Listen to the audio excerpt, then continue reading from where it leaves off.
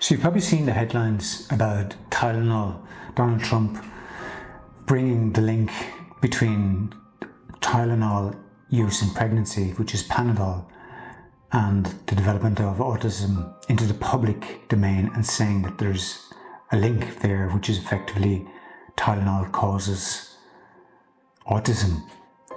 Now, the problem with that is you have to be very sure of the research that one thing causes the other. That's causation.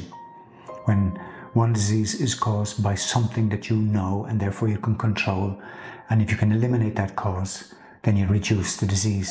But the problem with pointing the finger to Tylenol is there are other factors at play, including the pain, the fever, infection, other things going on in the mother who's pregnant, and her environment and her diet, sugars and additives, and so many factors you would have to control for to really point the finger at Tylenol. But what is at play and what research has shown is that there's a correlation, that when pregnant women take Tylenol, it increases the number of children diagnosed with autism. But we don't know yet for sure if Tylenol causes autism. It certainly is at the scene of the crime when autism is found to be in the child. So if you're a mother and you want to prevent, a pregnant mother, you want to prevent your child being diagnosed with autism, then obviously you would want to not take Tylenol, because there's a risk. There is a risk, and that risk is, some say it increases autism diagnosis by 20%. But that's correlation. And that is a type of evidence. So when scientists and medics say there's no evidence linking autism with Tylenol, that's not completely true. They just don't have the gold standard of evidence, which is causation. But they do have correlation, and studies back this up, as I said earlier. So this is really important to understand the difference between causation and correlation. These are two ways of finding out if a disease is caused by one factor or two factors, or if it's correlation, that this factor is at the scene of the crime when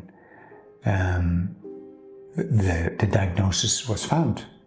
In the case of addiction, this is also one time smoking cannabis was perceived to be the cause of heroin addiction.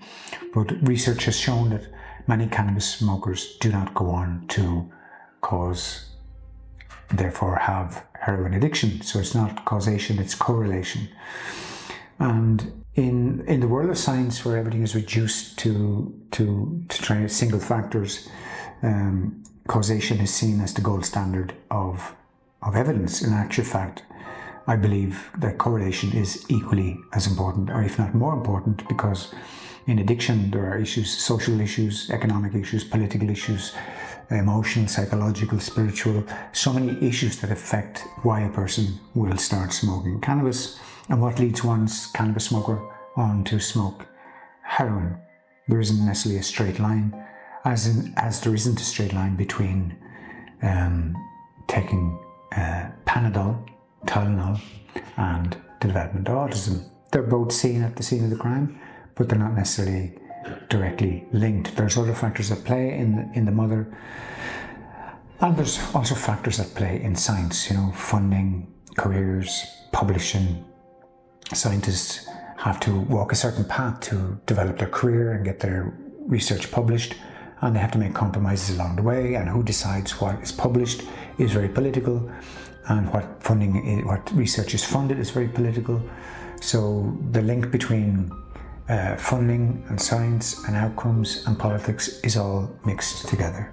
It's very hard to do gold standard research if you don't have the money or the backing of governments, and governments put money into research that supports their focus, their agenda, dealing with current issues, whether it be obesity, addiction, aging, dementia, whatever the disease is.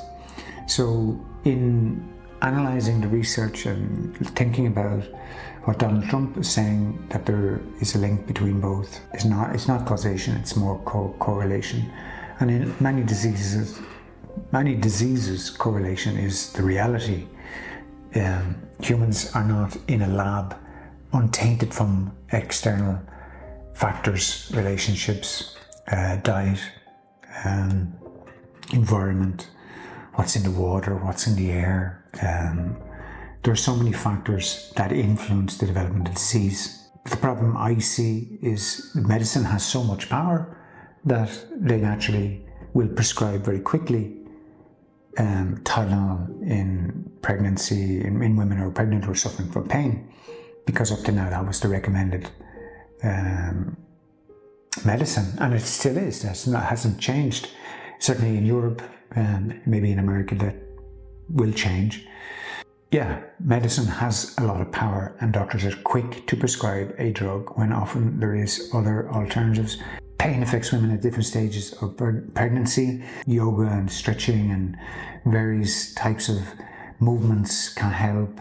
Hot water, heat treatment, massage, acupuncture, to name but a few. So as in many diseases in this channel, we're always trying to help you understand that there is a natural alternative which can be effective, maybe not as powerful up front like a painkiller, but it may deal with the root cause of your pain over a shorter period of time or a longer period of time and help you in the longer term, because you're not going to have the other side effects that are often associated with medications.